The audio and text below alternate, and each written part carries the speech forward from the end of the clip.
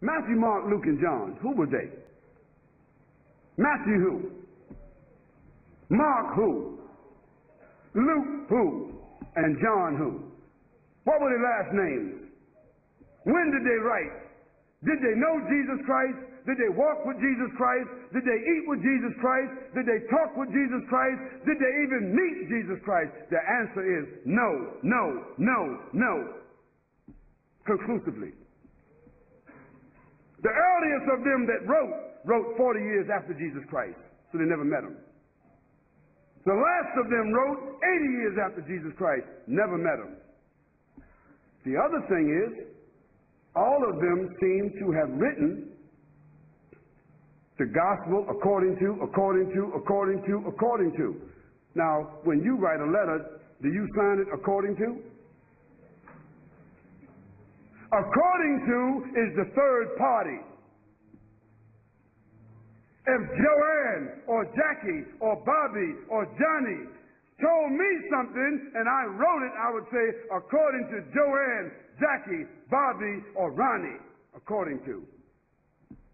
But those four people would not write a letter and in front of it say Jackie according to Jackie and not even write her last name. Because if Jackie wrote me a check and only said Jackie, I couldn't cash it. And if I was a policeman and I stopped Jackie on the road and she had a license that only said Jackie, she's going to jail.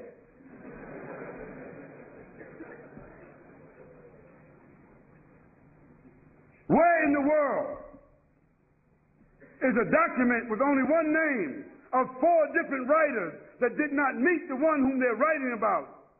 Where is that accepted in the whole world? Nowhere except in the Bible. And the church fathers and the church writers and the Christian historians, they all agree that perhaps those four writers themselves were only pen names. Because a writer would not write his first name according to. And there's a great amount of suspicion that the man called Paul, Saul of Tarsus, that because he wrote all the books from Acts all the way to the end of the New Testament, how many books is that? How many? 16, 15, 17, 19? All the books of Acts on, Colossians, Ephesians, Corinthians, Romans, Galatians, all of those books are written by whom? Paul, Saul of Tarsus, another man who never walked, who never talked, who never met, who never ate, who never prayed, who never knew Jesus Christ. Isn't that something?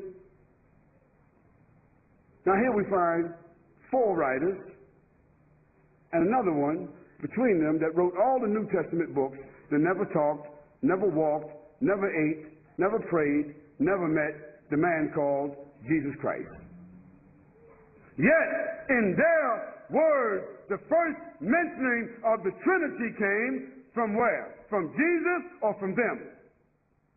The first mentioning of Jesus being divine, a man God, came from whom? From them. The first mentioning that Jesus is the Son of God came from whom? From them. Jesus never said in his own words any such words, but it was the men who never met him, who claimed to have written, who didn't know their last names. And Paul, by the way, before he had that vision on the road to Damascus that only he saw and only he heard, guess what his occupation was? Do you know? He was a bounty hunter, a hunter of Christians, hunting them down like animals, binding them and bringing them to where? To Rome so that they could be executed.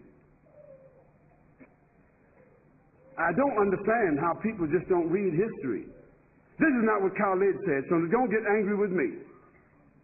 This is your own scripture, your own Bible scholars, the own church fathers. All of them agree that Paul never met Jesus, that Matthew, Mark, Luke, and John never met Jesus. By the way, they were not disciples. Nor were they walkers and talkers of the disciples. They were just writers and historians.